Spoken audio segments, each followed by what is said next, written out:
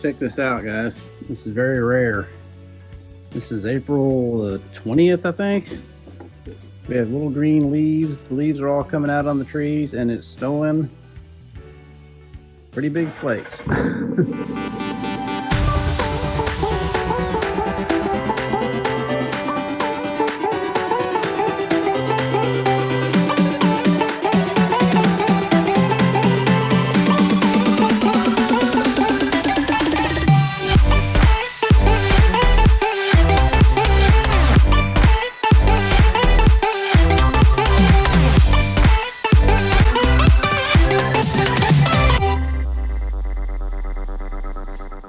Hey guys, welcome to another episode of Rebuild It. You guys remember our last episode, we were working on trying to get all the paint off of that hood and finally got that accomplished after several different trials and errors. And so after I got to looking at that hood, when I was finished with it, it just got waves in it that I'm not confident enough in my filler ability to get that exactly straight. And since that's the spot that catches all the light, you know, when you look at a car, I mean, you see that hood, you see exactly how the light reflects off of that. I want somebody to do that right. So I'm gonna take that thing to Bodyman Mike and let him look at it and see if he thinks he can get it straight. There's not any like holes or anything like that, you know, like rust or anything like that. It's just kind of wavy. And so I want him to look at it, and then if he thinks he can do it, then we'll just leave it with him and he can be working on that while I'm working on the rest of the car, which the next thing will be the trunk lid, which had the hail damage. So I think I can handle the trunk lid. So we'll take that out to him and we'll come back and we'll start on that. Well, here I am at Bodyman Mike's. How's it going, Mr. Mike? Oh, pretty good. Here's the new project. This is a Porsche Boxster. And you can tell I got all the paint off of it because it was, when I started sanding around on it, I felt a bunch of body filler in there, which was down here. And there was no body filler up here, but man, I feel that. Been worked on. Oh yeah, got some waves and dents. Gonna be no stranger. Yeah, it's gonna take a little bit. Yeah, that's what I wondered. I don't know how they did not have any body filler down here. This was just paint. But man, it was... It's pretty nasty. Real big high spots. Stuff everywhere. Yeah. Get the other side line of it. Well, looks like time. Okay. And Mike is about a month behind because ever since he's been on the channel, he's been bombarded with people coming all day and night, beating on his door, wanting to work famous. on. Yeah, working on. Yeah. Prices are going up. Yeah, don't say that now. Okay, so I'm gonna leave it with Bodyman Mike, and then I'm gonna go back and work on the trunk lid that I'm still working on. So we'll see you sometime. So before I get started on the trunk lid, I did want to let you guys know that we read all your comments on the last episode, and we do really appreciate that, giving your opinion. So based on that, we're going to go ahead and do the whole car. We're going to paint everything, and that was the consensus that all you guys commented, so we'll do it. We'll paint the whole thing. So now for the trunk lid.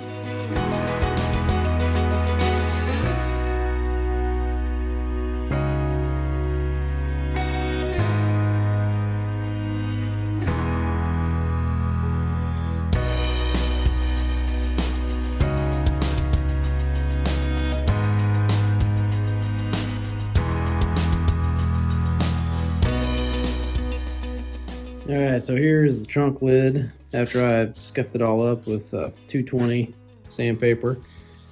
And you can see all these black things are low areas. So that's where the hail hit.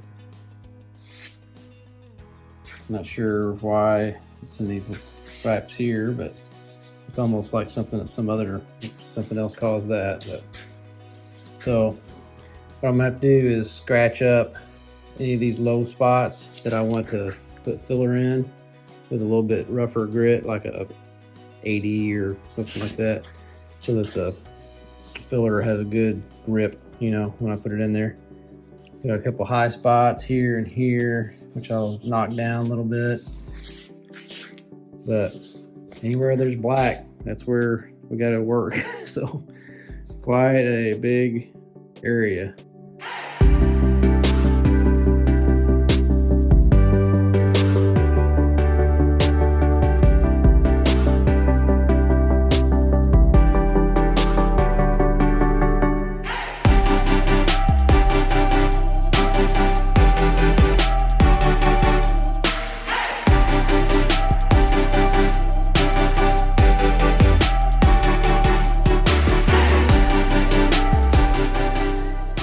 Alright, so I've got that sanded down smooth. I don't feel any dips or weaves or anything at all. It's just flat, so that's great. So I'll get the shop vac, suck all this dust off of here, and then we'll start working on the main areas doing the same thing. We got to get it scratched out to like an 80 grit scratch down there so the filler will grab, and then we'll just start putting filler on.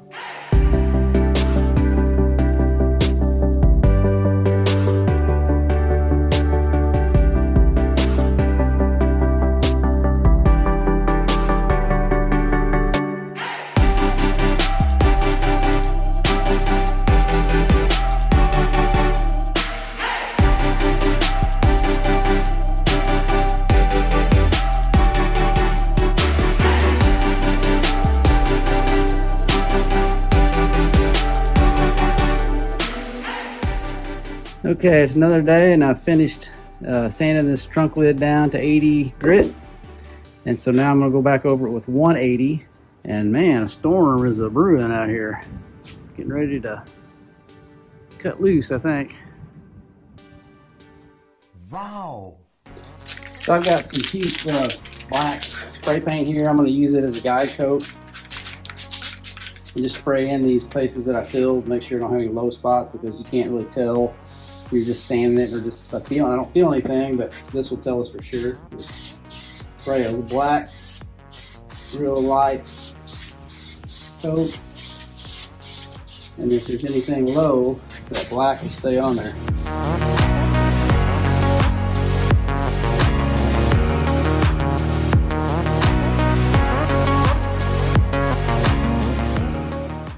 So what do you think of it? The power just went out in the storm outside, so I'm going to try to find my way back out of the shop.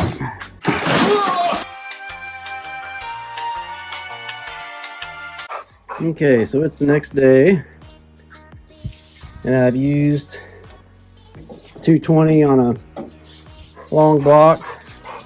You saw that I sprayed it with some black spray paint, and I've sanded it like that. I don't see any of that left, so that means we don't have any low spots, so that's good. I think the next thing we're going to do to this is actually go ahead and put our primer on. So I want to get other pieces off the car that we know need help, and we'll get it to that same point so that they're all ready for primer. Hey guys, it's time to pick a winner for the t-shirt contest from last week's video. All you had to do to be entered in to win was just comment Porsche down in the comment section down below. So let's head on over to our YouTube comment picker and pick our random winner for the t-shirt. And this week's winner is Christopher Hinterman. He said, Porsche, what a lot of work. Love watching the transformation. I started watching the Solstice Project. I have an 06. Keep them coming.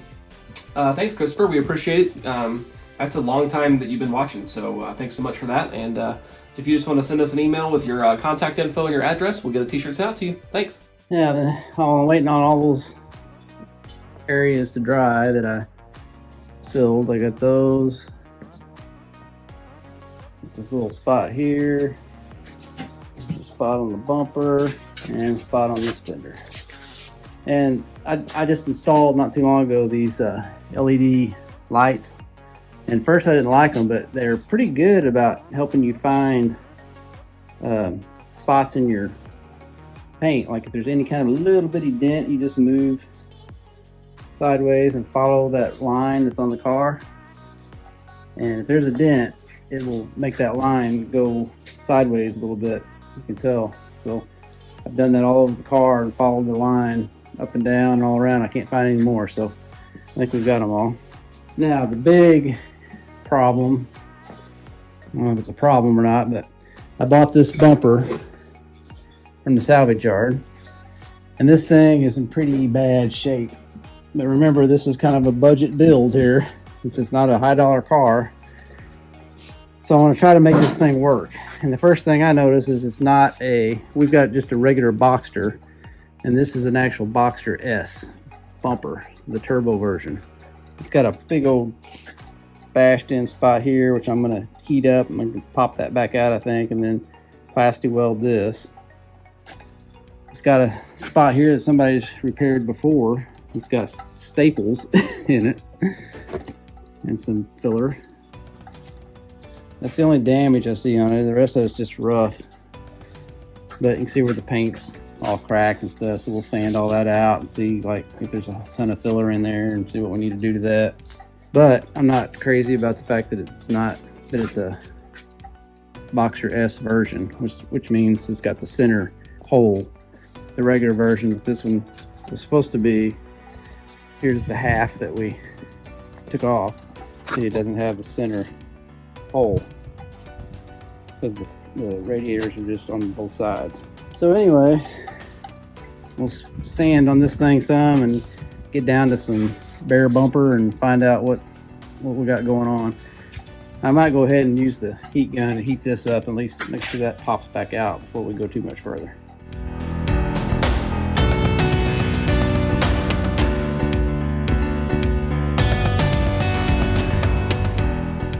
Alright, so that's enough to plasti weld it anyway, where I can get that crack fixed, and then I got it most of the way out, and we'll fill it a little bit after we sand it down, see how much it needs in there. So I say it's enough to continue on. Man, it's rough. But I only paid $100 for it, so these things are pretty expensive. And all the clips and holes and everything are still good, so it should fit on there nice and tight. So alright, it's been a while since we've used our plastic staple gun. So what this is we got this little tool. It's got these prongs on it like this, and we've got there's different types of plastic staples. This one I'm going to use is a kind of like sews together two pieces. What you do is you put it like this on this crack, and it ends up sewing it together, both sides, melts it into there. So we're going to put it in our little wand here. I'm going to push this button, and it's going to heat up to red hot. Okay, it's getting red hot. I'm going to melt it into our bumper. You don't want to push so far that it goes all the way through. Now let off the bumper, or let off the button, and I'm going to let it cool off. Blow on a little bit, because if you don't let it cool a little bit and try to pull it back out, it just pulls the whole staple back out. That's what it looks like.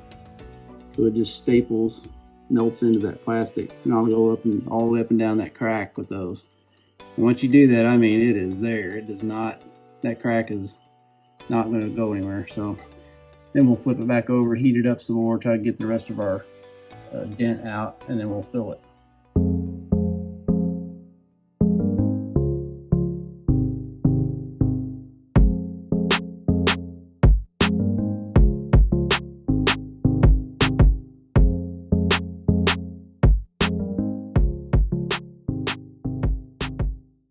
Alright, so then once you're finished, you've got this left. It's got all these little prongs sticking up that are sharp. So usually take like a nipper like this and nip those off. Now make sure you got eye protection on, or you'll get shot in the eye with one of them.